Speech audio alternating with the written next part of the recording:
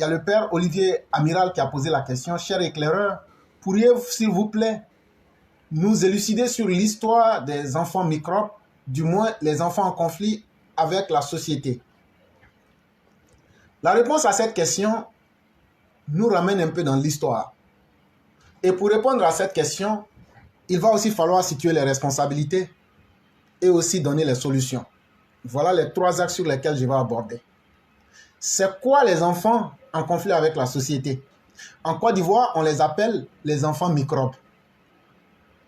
C'est un terme péjoratif pour dire qu'ils sont perdus.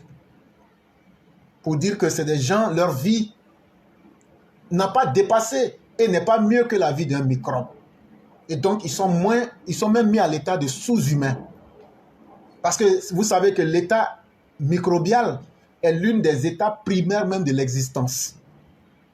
Mais pourquoi on les appelle microbes? On les appelle microbes parce que ces enfants-là sont issus de milieux très défavorisés. Ce sont des enfants qui vivent dans la rue, qui sont victimes de la délinquance juvénile. Je dis bien victimes de la délinquance juvénile, mais aussi qui participent à la violence et au crime.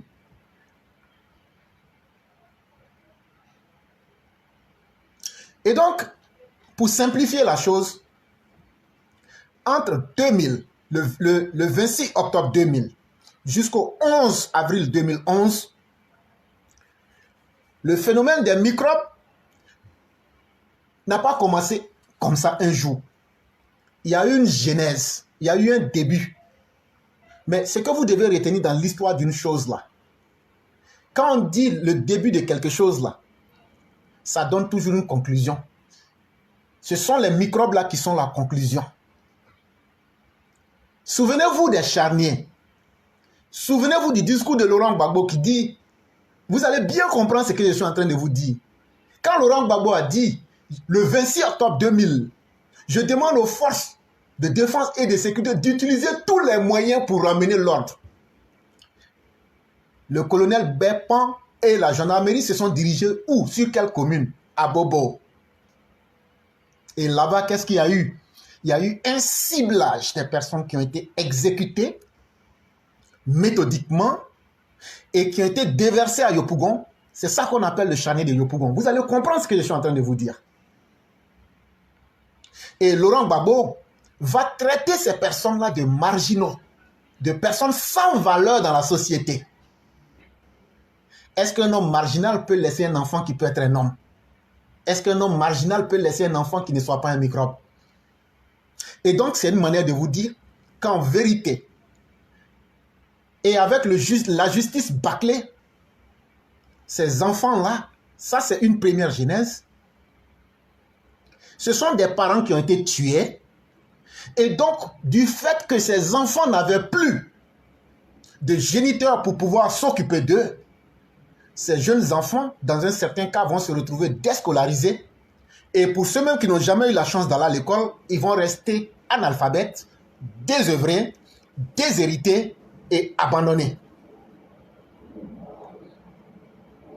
Et un tel profil est un terreau fertile à la délinquance juvénile, mais à la criminalité. Et ce qui va les conduire à être convaincus et avoir la conviction, ce sont les exactions qui vont naître à partir de la crise politique de 2010. En 2010, au deuxième tour, Alassane Ouattara gagne les élections. Laurent Gbagbo refuse de quitter. Je vous ai parlé de l'an 2000. On se retrouve en 2010. Si on fait un calcul simple, ces enfants ont 10 ans. Mais c'est pourquoi, à cause de leur âge et de leur petite taille, on ne peut pas concevoir qu'un si jeune enfant puisse avoir une capacité de violence. C'est pourquoi on les appelle aussi microbes. Mais surtout, les événements de la crise post-électorale de 2010 vont convaincre ces jeunes enfants-là, qui sont déjà le terreau fertile même de la délinquance juvénile, à tomber maintenant dans la criminalité juvénile.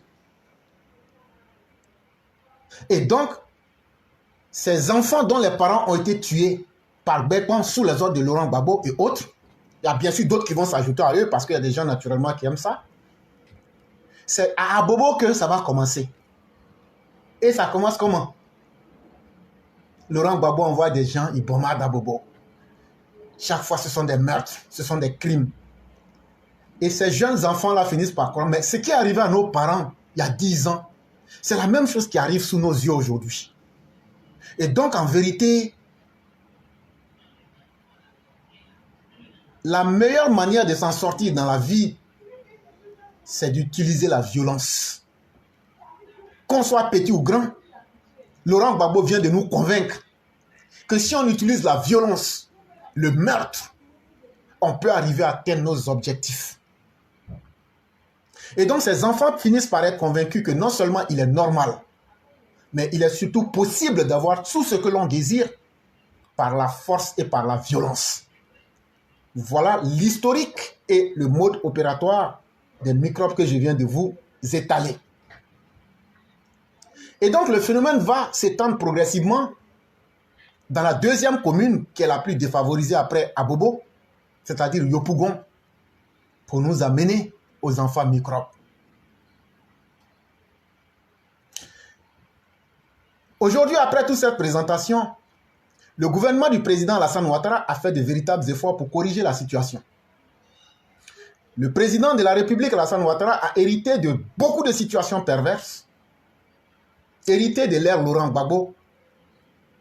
Même si le phénomène des microbes ou enfants microbes n'est pas un phénomène totalement réglé, mais en grande partie aujourd'hui, c'est un phénomène qui est contenu grâce à beaucoup de programmes d'insertion et de remise en voie qui ont été adoptés par le gouvernement de la Côte d'Ivoire. Il faut quand même saluer. Et dans d'autres pays, comme en Colombie, ces enfants microbes-là, on les appelle sicarios. Et donc, ce n'est pas un fait nouveau. Ce sont les conséquences de la gestion de l'ère Gbagbo, qui était une gestion faite sur la violence, sur le désordre, mais surtout en fond de violence, qui ont créé ces microbes-là. Et c'est ceux qui ont tué les parents de ces jeunes enfants-là qui se plaisent à les considérer comme étant des microbes, comme encore une fois pour les insulter 2 fois dans leur douleur. Mais là, le président Ouattara a trouvé un mécanisme pour pouvoir les resocialiser et les amener à une vie normale. Et ceux qui ont voulu se corriger se sont corrigés. Voilà un peu la réponse que je pouvais donner. Et le cyclone, je vais vous laisser la conclusion.